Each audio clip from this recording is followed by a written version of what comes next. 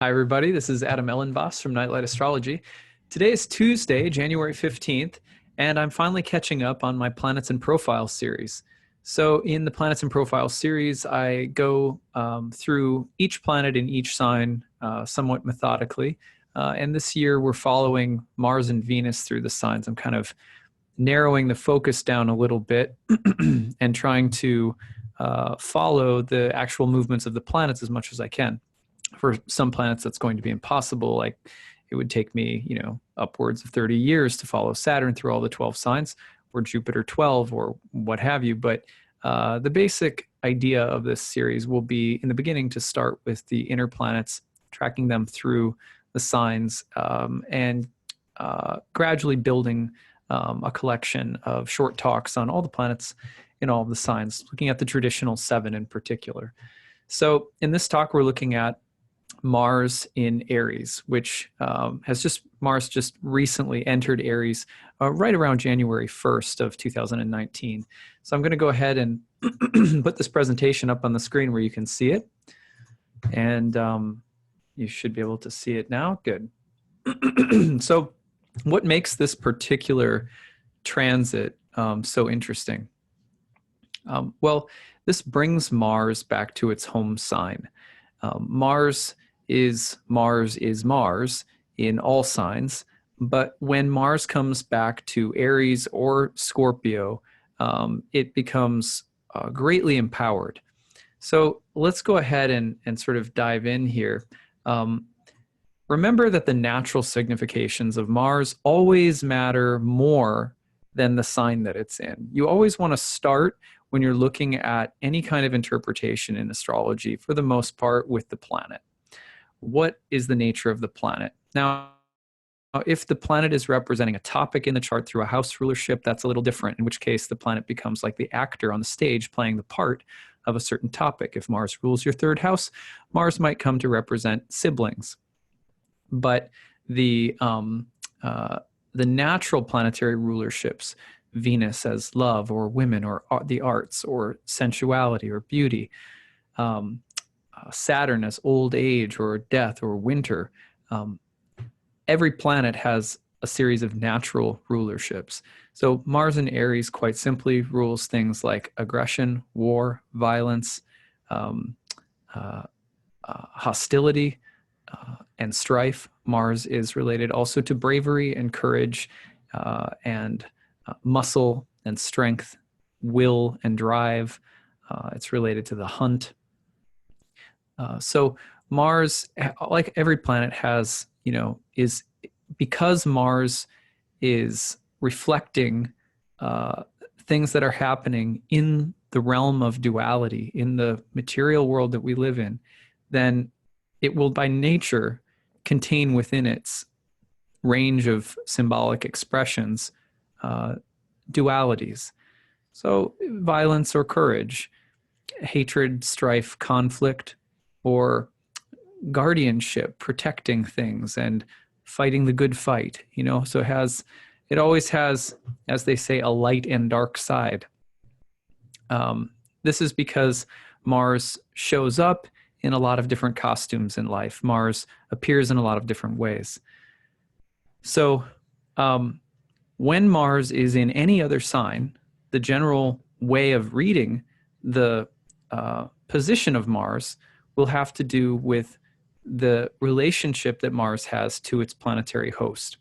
So, for example, when Mars was in Pisces during the month of December, Mars was a guest in the home of Jupiter, Jupiter being the natural planetary ruler of Pisces. So we look to Jupiter's position in the chart, in any chart that we're analyzing, if we're just analyzing the mundane transits day to day, forecasting for a large group of people, doing a horoscope or whatever, you want to understand Mars in Pisces. You can't read it in a vacuum. Mars will want or desire the things that are natural to Mars and will always be trying to express those things, right? So Mars wants competition, or Mars wants strife, or Mars wants bravery. But Mars may want those things in relation to a topic that Mars rules in a chart, like relationships or religion or career or money.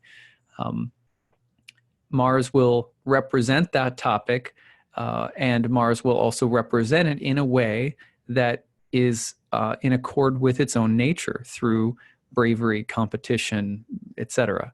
Now, Mars will also then, if it's not in its own sign, Scorpio or Aries, Mars will then be reliant upon what the host is capable of providing it with.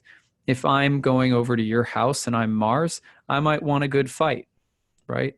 I might want a good, I might want something to do that pumps me up, gives me an adrenaline rush, a Mars kind of thing. But I can only get whatever Jupiter's going to give me while I'm in Pisces. Feminine Jupiter is going to give me an emotional crusade, wisdom and compassion, right? So Mars will suddenly become maybe the ennobled spiritual warrior, or Mars will die for a cause, or Mars will become emotionally grandiose and inflated. Mars can only express itself in terms of the material that Jupiter can give it from the feminine abode of Pisces. Or Mars in Pisces last month, for example, could only give, or Mars could only receive from Jupiter whatever Jupiter was able to give from the sign of Sagittarius, where Jupiter is currently located in 2019, late 2018.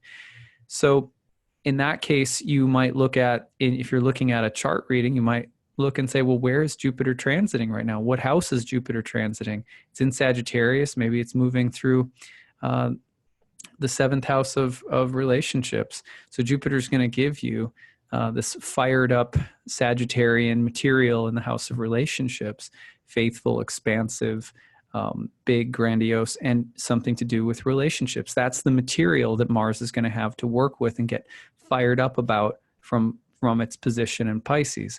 So you're always, in a sense, learning to blend these things. And the guest host analogy is incredibly helpful in this respect. But all of that changes when Mars finds its way into its home sign. When it's in its home sign, it's like you or I being in our own house. When we're in our own house, we don't have to go through anybody, and we can really do things the way we like to do them. I mean, think about the last time, if you're married, if you have kids, this is particularly relevant. When was the last time that you had the house all to yourself, right? You feel like a king, you know what I mean? So what to speak of any alone time if you have little kids, right? Or if you live in your own apartment and you share, if you have roommates and then you live without roommates, same thing. All of a sudden you're like, you really feel like you can be yourself. You can be in your own element. You can do it, whatever you want to do. So that's how any planet gets to feel when it's in its home sign. When Mars is in its home sign in Aries, it becomes more powerful, meaning it becomes less, well, one way of thinking about it is that when Mars is in another planet sign, it behaves like, or has to blend a little bit more with the significations of the ruling planet of another sign. When Mars is in its own home sign, it's more powerful specifically because it is not being filtered through the lens of another planetary host. So it's just more like itself.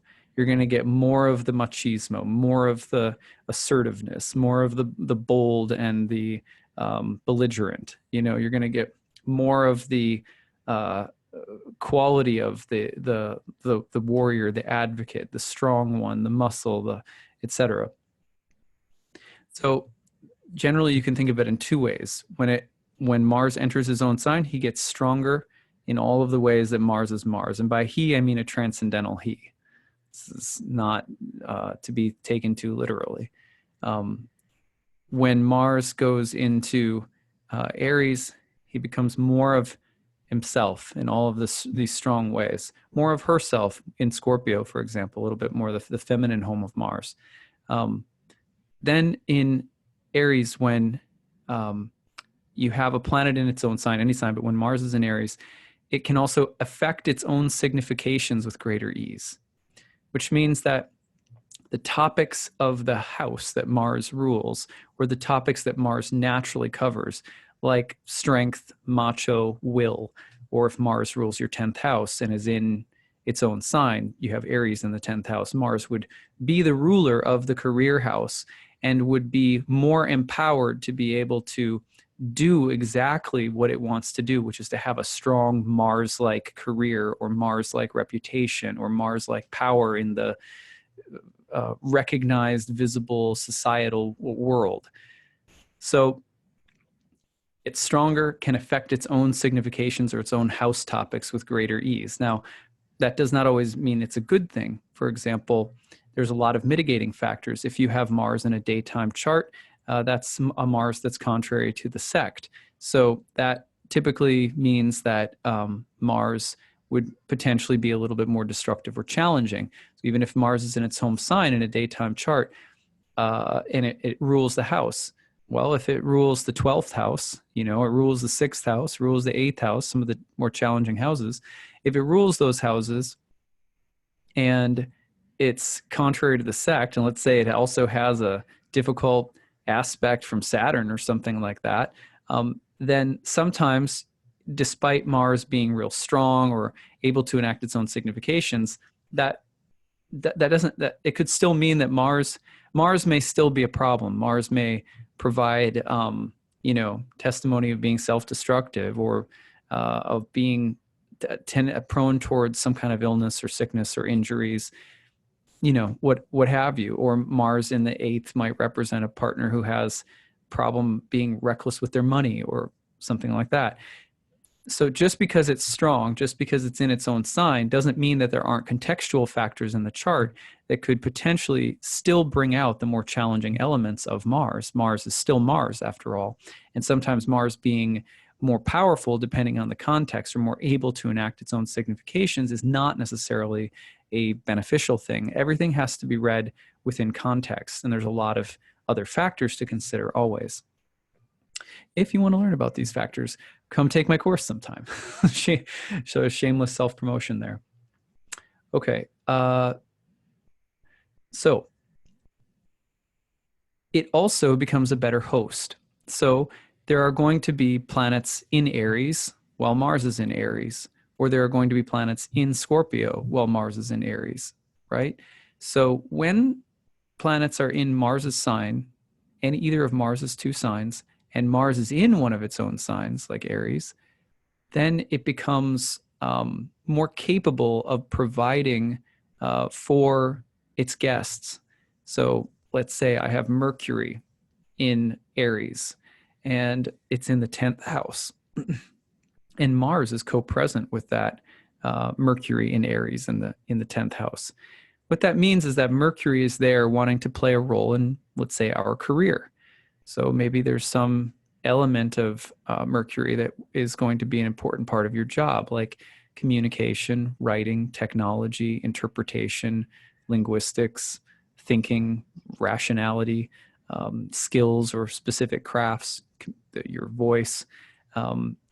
Mercury is going to show up wanting to be Mercury in the career house, right? But then it's reliant upon Mars. Well, if Mars is in Aries in the 10th house, then Mars is going to ennoble and empower. It can really do its work. It's a host that's really situated, as opposed to, say, the host Mars being in another place in the chart, maybe a weaker house or a weaker sign or whatever, not as able to provide for Mercury like a good, strong host in its own sign can. So in that case, Mars might provide Mercury with a sense of strength, power, confidence, intelligence, and moxie, like that. So Mars can become a better host for planets when Mars is in Aries. When other planets travel through Aries, Mars can provide them with good kind of Mars juice. And similarly, if Mars were, say, in Scorpio, or if planets were traveling through Scorpio and Mars is in Aries. Now, Aries is a tropical cardinal sign. It's seasonally related to the beginning of spring, starts at the spring equinox. It's a fire sign. It's masculine. It's the domicile of Mars and the exaltation of the sun. But it is a sign that's associated with kings. In fact, all of the fire signs were traditionally called royal. And fire is, of course, associated later in the tradition with the qualities of hotness and dryness, sort of Aristotelian breakdown of the elements and qualities. So hot and dry, when things are hot and they're dry, they form, they harden, and they become separate or individualized. So fire is sometimes very willful, very stubborn, very individualistic, and but also passionate and intense. And fire purifies, but fire reduces and essentializes things. Fire takes, wood and slowly burns it away and turns it into pure flame. Essentially, it's like so. Fire is also related to elimination of impurities. It's very in that sense, fire is able to reduce complexities into something that's more essential or rarefied. So that's a good way of understanding a little bit about the fire element. It's a spring sign. It's very youthful in nature. It has a young feeling to it. Mars in this sign feels pretty young and eager. Aries is also a tropical, or sometimes called a cardinal sign. The word tropical, the original word the Greeks used, comes from the word tropos, which means to turn. So the cardinal signs represent turning points in the year. Mars in Aries has a very explosive and cathartic feeling to it, which you can usually recognize with a desire to start things, initiate things, confront things. It's a very assertive place for Mars to be, and Mars is, of course, an assertive planet. So the quality of the season goes along with the quality of the planet in a sense. It's masculine, meaning it tends to be about exerting energy outward rather than being more receptive and taking things in. These are, yin-yang designations, you could say. You don't sort of have to call them masculine and feminine. It's related to royalty, exalts the sun. Mars and the warrior archetype, both sometimes called the right hand of the sun. The king needs a good military, so to speak, and there's something about the ram and the golden fleece that has mythological connections to kings and royalty. This is the exaltation of the sun. The sun, yang takes over after the spring equinox, and so the place where the sun is exalted.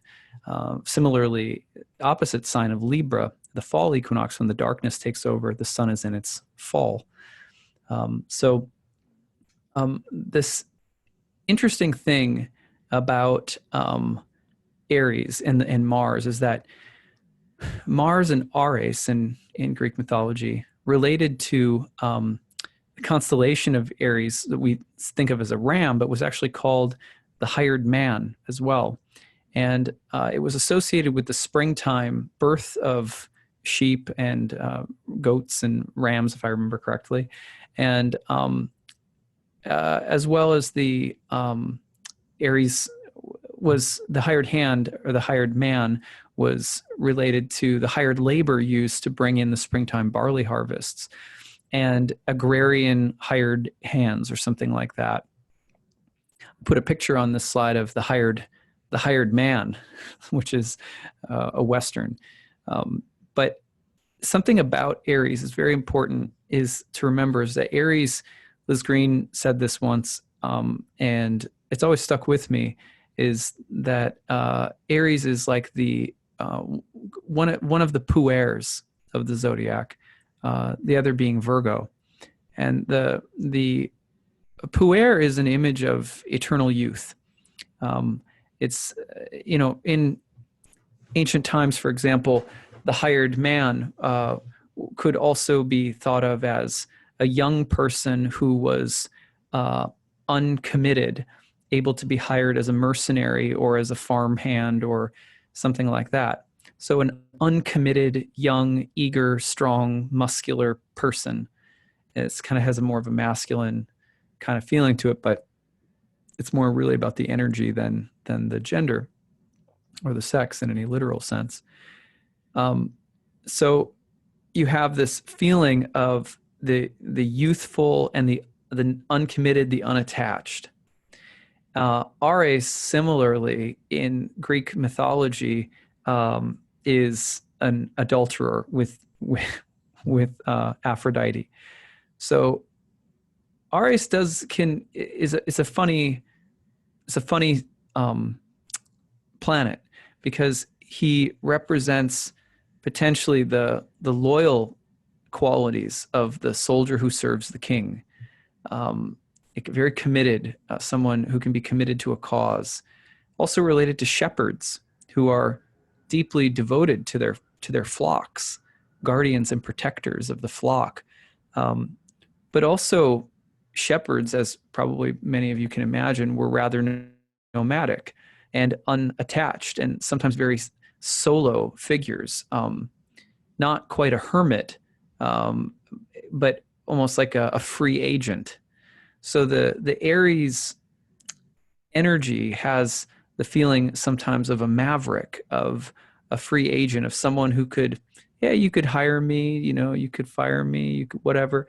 If you've seen Game of Thrones, and I'm going to forget the guy's name, but they call them sellswords, I think, which means that they'll sell their sword to someone or to anyone. And then there's a guy who ends up being sellsword for Jaime Lannister, and he's an interesting player, and he's not really that committed to any team. Similar history with Aries, even in the hired man constellation. So there's also just kind of mythically, there's a sense of Aries being this kind of non-committal sign. It's a dear friend of mine who's an Aries, travels all over the world. I have a couple of Aries friends, and they really are free agents a lot of the time. Even if they settle down, they remain feeling boyish, youthful, strong, sort of potent, virile. That feeling of Aries is quite powerful.